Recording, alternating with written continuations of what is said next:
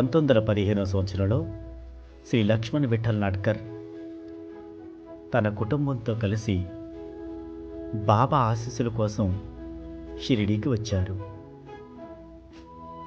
కొన్ని రోజులు షిరిడీలో ఉన్న తర్వాత ఒకరోజు బాబా, మీరు షిరిడీ వదిలి వెళ్ళండి అని చెప్పారు.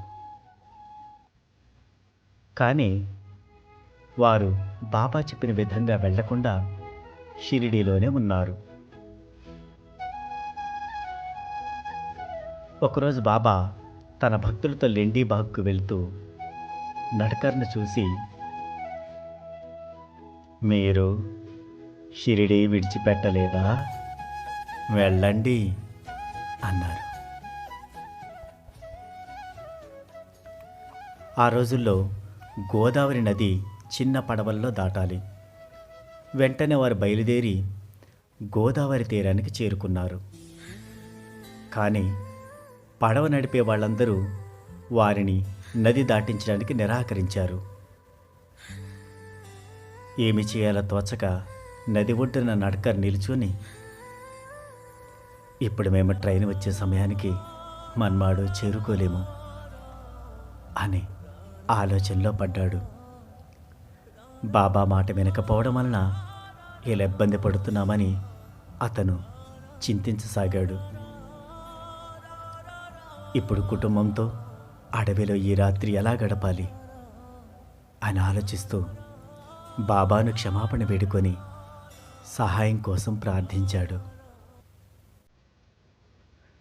అకస్మాత్తుగా కోపర్గా మామలతదార్ అక్కడికి చేరుకున్నాడు. నడ్కర్ నది దాటించమని అతనిని అభ్యర్థించగా అతడు అంగీకరించాడు. వారు నది దాటి రైల్వే స్టేషన్కి చేరుకునేటప్పటికీ అక్కడ చాలా జనసమూహం ఉంది. అక్కడ విచారించగా రైలు 2 గంటల ఆలస్యమని తెలిసింది. ఈ విధంగా బాబా సహాయంతో నడ్కర్ మరియు అతని కుటుంబం రైలు అందుకుని క్షేమంగా ముంబై చేరుకున్నారు.